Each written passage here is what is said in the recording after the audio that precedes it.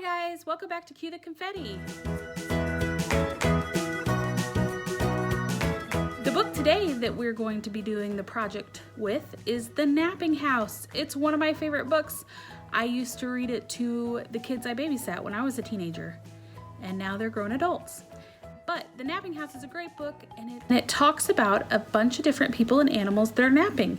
And it starts off with the granny, and then the little boy, and then the dog, and so on and so forth. So it goes from big, the granny being the biggest, actually the bed's the biggest, and then the granny's the biggest human, then the boy, then the dog, big to small.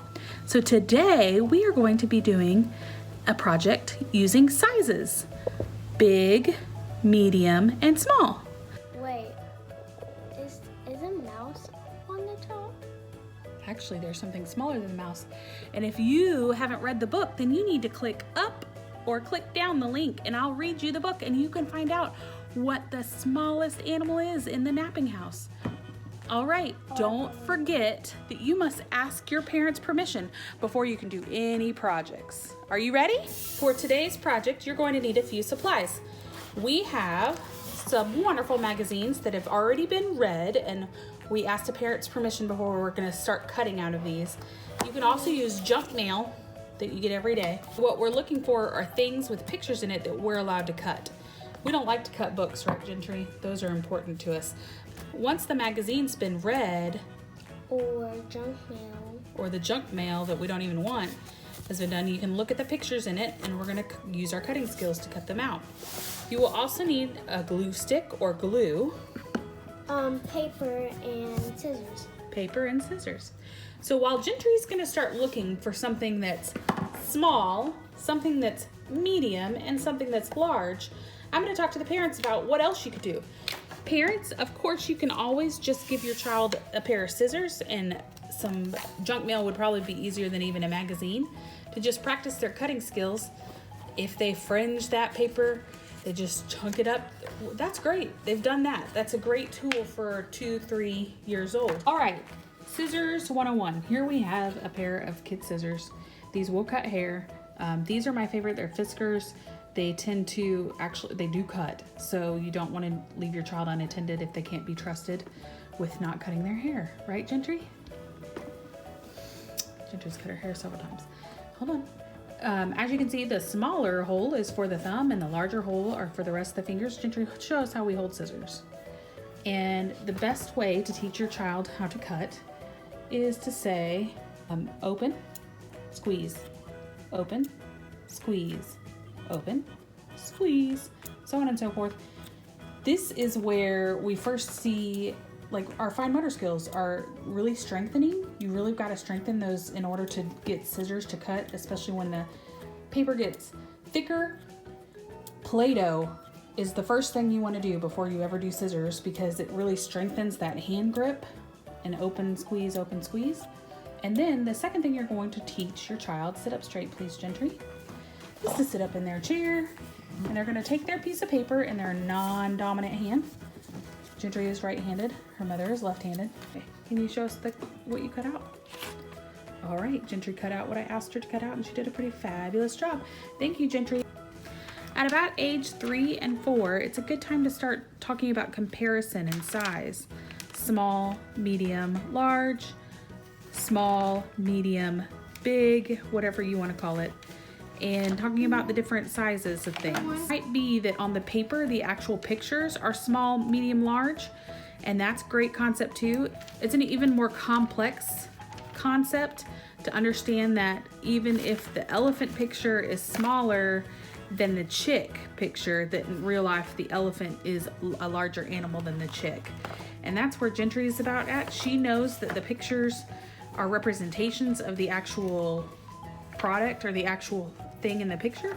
So she's going to be cutting out something that is small, medium, and large as it pertains to real life. But if your child's at the level where they do small, medium, large, and it's actually the sizes of the pictures, that's great too. As you can see, Gentry's always been obsessed with scissors and cutting. So she's been a cutter for a long time. These are small in real life. What are they? They're black olives. Ooh, black olives. I don't like olives, but that was the only small thing except this olive. And that. That's really hard to see, but yeah, those are black olives, so that's your small item. Yeah. And I already know what's for big. That's gonna be your big. Yeah. Are you gonna find something medium? That would be a medium. No, that and sign. You do the and sign? Yeah. The ampersand.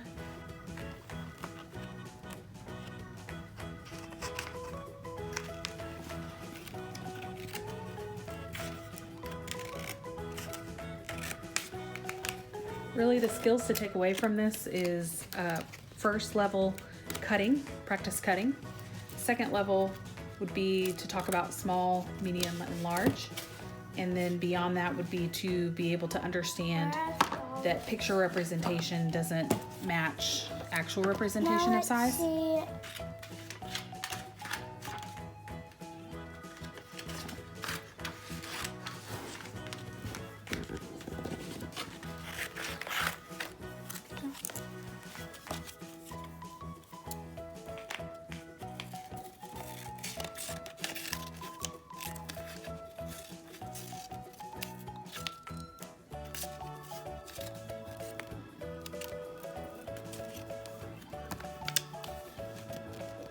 And hold the paper as their anchor. Is Daddy left-handed or right-handed? He's right-handed.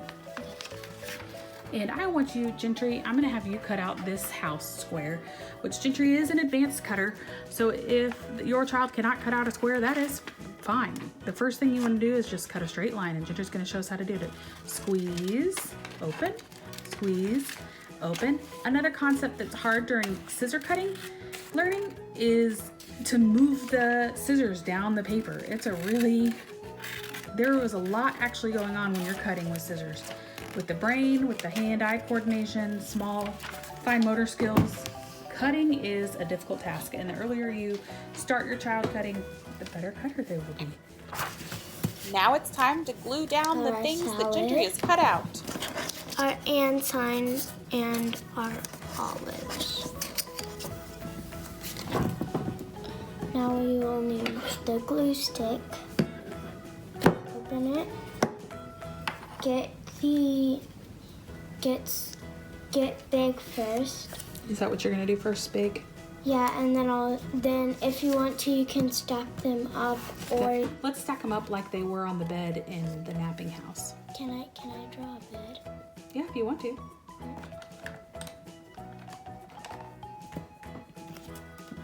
In the napping house where everyone is sleeping.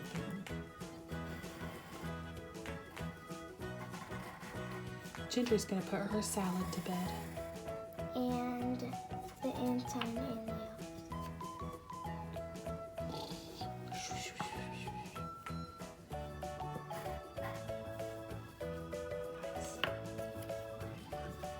Now take the glue stick, rub a line.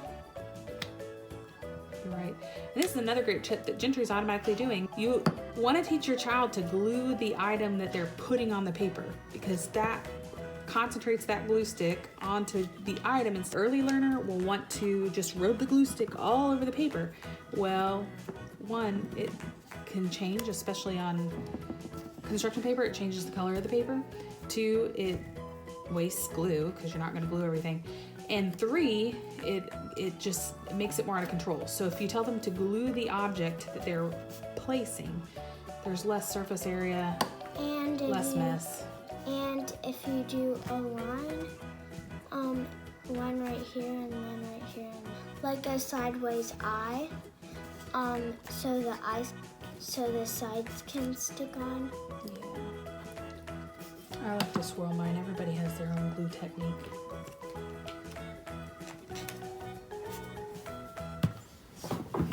And last we have the olives right here. They look like black eyeballs. They kind of do.